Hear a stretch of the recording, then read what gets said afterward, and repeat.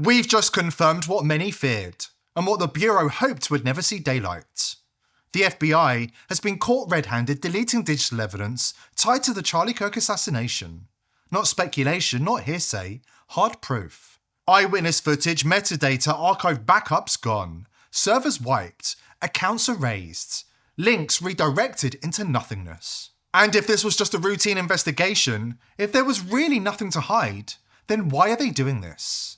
Why pave over the crime scene at Utah Valley University within days?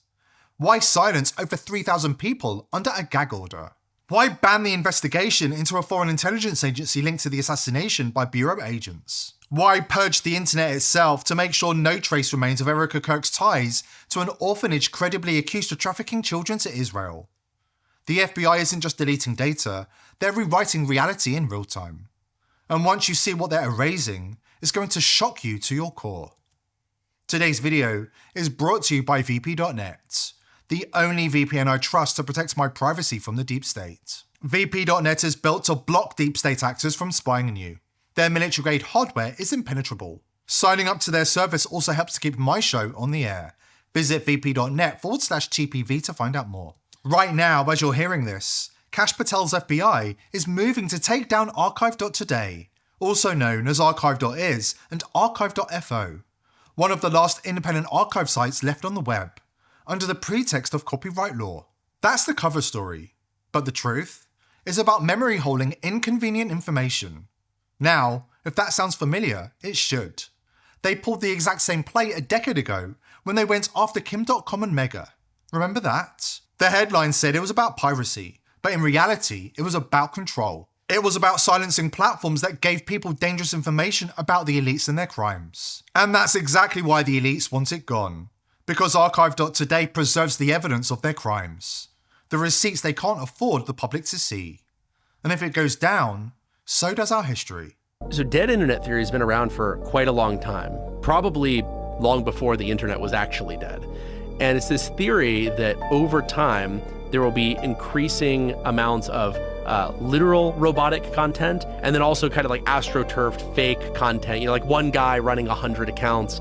And the theory is that eventually there will be almost no real human back and forth on the internet, that it's actually kind of just propaganda and counter-propaganda playing out on a stage for our benefit by moneyed interests, whether it's corporations, the government, foreign adversaries. And there might be a few people in the mix, but it's primarily going to be just robots arguing with each other. And I think that more and more it's becoming true. I mean, well, it's getting close. Like that FBI analyst that when Elon was in the middle of buying Twitter, who looked at all the different bots and, they were trying to say it was 5%. He said, no, I think it's 80. Yep. If you've been around long enough, you've felt it. The internet is changing. Years ago, you could type a question into a search bar and actually find someone, a real human, who'd lived it, written about it, and discussed it in a forum. Now, you get bots, corporate lies, and propaganda, all carefully filtered through algorithms designed to protect the elites. Meanwhile, Israel and the FBI are quietly censoring anything that implicates them in the Charlie Kirk assassination, laundering the truth through fact-checkers and PR spin, until the evidence disappears entirely. And the FBI's crackdown on independent archives is the next step. The final purge of the real web. I want to get into a theory. We talk about conspiracy theories coming true a lot. One of the conspiracy theories is what's called the dead internet theory. It's been going around for a long time, over a decade on the internet. And you go to Forbes, and Forbes actually wrote about this, just to explain what this is to the audience. And this is, they say the dead internet theory is a belief that the vast majority of internet traffic, posts, and users have been replaced by bots and AI-generated content, and that people no longer shape the direction of the internet. So that questions who's shaping the direction of the internet. Who is shaping the direction of the internet? Who is controlling the narrative? To understand who rules over you, ask who you're not allowed to criticize. And ask why anybody speaking about Israel feels the need to declare they're not suicidal. We understand why speech is considered so dangerous, why the ADL creates a list that features people like Charlie Kirk and Turning Point USA and Candace Owens. Why speech is so dangerous is because if it carries truth, it speaks to power. And power is not truth. Power at this moment is a lie. It is a carefully woven lie everywhere, rigged against all of us. That is why I say the action that you can take, right? Don't feel hopeless. Understand they're actually panicking right now, because you have to understand it is dangerous what is happening right now. It's a dangerous game. And we're playing with dangerous people. And if it ever needed to be said, I am certainly not suicidal. I'm angry. I'm angry at people that are homicidal is really what's happening. And enough is enough. And if we are not brave enough to speak out, if we are not brave enough to take that action.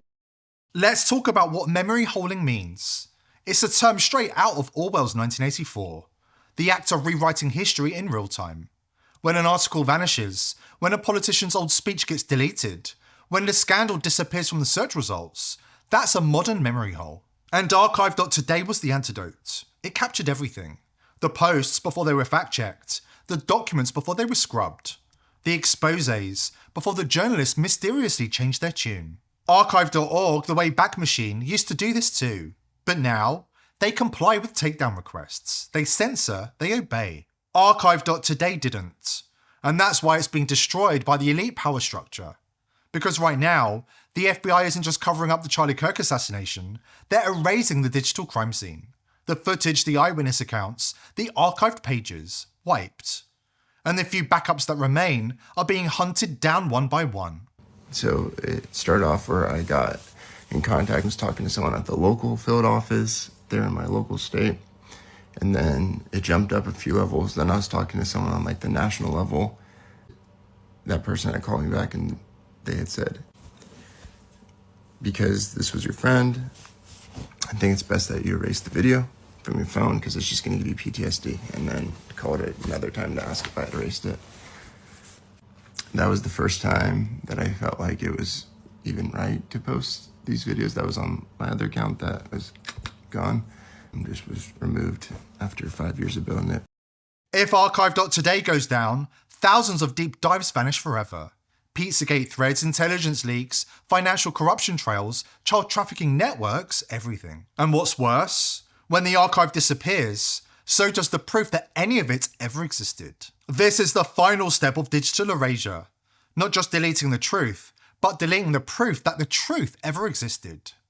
Stay tuned, because after the break, we're exposing the machinery behind the cover-up. And once you understand it, you'll understand why people are being killed over this. If you or anybody you know owns a home in America, you urgently need to listen to this. There's an epidemic of online scammers stealing home titles, and your equity is the target. Here's how it works. Criminals forge your signature on one simple document, use a fake notary stamp, and just like that, your home title has been transferred out of your name without you ever knowing. It's terrifyingly simple. And then they take out loans using your equity and sometimes even sell your property. But here's the scary bit. You won't even know it's happened until you get a collection or foreclosure notice. When was the last time you checked on your home title? If the answer is never, you need to do something about it right now. That's why I've partnered with Home Title Lock, so that you can find out today if you're already a victim. Use my promo code TPV at HomeTitleLock.com and you'll receive a free title history report and a free trial of their $1 million triple lock protection. That's 24/7 monitoring of your title, urgent alerts to any changes, and if fraud does happen, they'll spend up to $1 million to fix it. I've already passed this information on to family and friends who own homes in the US, and it's been a lifesaver for many of them. So please visit HomeTitleLock.com today and use promo code TPV.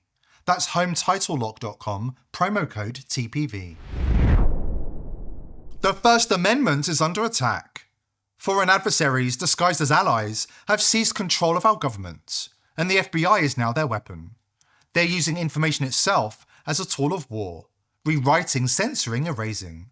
And anybody who dares to speak about it knows exactly how dangerous that is. If I do die, by the way, it was definitely someone who was in favor of Israel, maybe the Israeli government itself. I just want to be clear. Anything happens to me, blame the Zionists. Like 1000% blame the Zionists. I would never take my own life. I would never take my own life. Okay? You hear that, Israel? I would never take my own life. she feels the need to publicly clarify that she is not suicidal. She wrote, "I am not suicidal, and I'm one of the happiest and healthiest people that you will meet. And if something happens to me, I ask you all to find out which foreign government or powerful people would take heinous actions." Americans in their hearts believe Israel did it. They have that reputation. That's right. They have an assassination reputation unlike any other nation on the face of the earth. That's right. The elites are getting desperate, and the games they're playing are now next level dirty. If you're digging for the truth, if you're researching the topics they've marked off limits, you need to anonymize yourself online. Go to vp.net/TPV and check out the next generation of privacy tech, built for people who refuse to be silenced. Because make no mistake, you are under attack. And in this war for information, nothing is off the table. Here's List C with Charlie Kirk eyewitness Skylar Bard, revealing that archived evidence is now being scrubbed, and Google is now actively deleting evidence linking Israel to the assassination. When I tried to replicate people's searches, like nothing would come up. Like everything was erased. And I know stuff has been getting erased from the internet. Like there was a web page that I personally had archived, and I double checked to see that it was archived, and now it's gone. My phone was acting weird, But coincided with like, nothing was like getting deleted. It was just like, it would freeze randomly and it would do different stuff. And I'm like, so I wouldn't know if it was because like I had a phone call with a radio station from Israel. I had a phone call with a radio station from Israel. I had a phone call with a radio station from Israel. And I was like, was that actually like Mossad calling me and they were like planning a bug on my phone or something? Wait. A radio station from Israel called you? Yeah. Weird, huh? When? Around that time. To do what? To interview To do an you? interview. Yeah. Just ask me about my experience. Oh, that's crazy. Right? That's what I thought too. I thought it was weird. And then like the more weird thing is that like they've like ghosted me since then. I'm like, hey, can I hear the story? I'm like, crickets. I'm like, I wonder if I was just talking to like intelligence or something. But because they like at the end of the interview, they asked me some weird things too. They were like, what do people like you or people in your circles think about Israel? And do they think that Israel was involved? I'm like, that's what they asked you? Yeah. So your phone was doing weird stuff after the phone? After that phone call. The Mossad has warned that Americans who criticize Israel online are fair game in their existential battle for survival. Now, Netanyahu isn't hiding it anymore. He's declared war on Americans in the digital space. Israel are the vanguard of the elite's endgame. Digital ID, central databases, and total surveillance, all monitored and controlled from above. We have to fight back. Here's how. First, understand the battlefield. The war isn't being fought with bombs or tanks, it's being fought with data. Your movements, your conversations, your finances, your passwords, your identity, hoovered up and stored in databanks, run by people who've declared war on you. And here's what they really don't want you to know.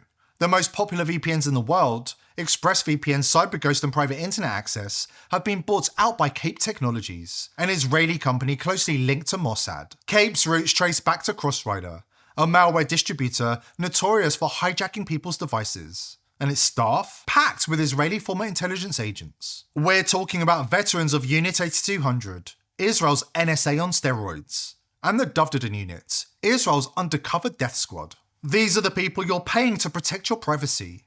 It's not just a sick joke, it's a punchline, and they're laughing at you. If you're paying for a legacy VPN, cancel your subscription right now. Because in 2025, trust isn't enough anymore. But a breakthrough has arrived.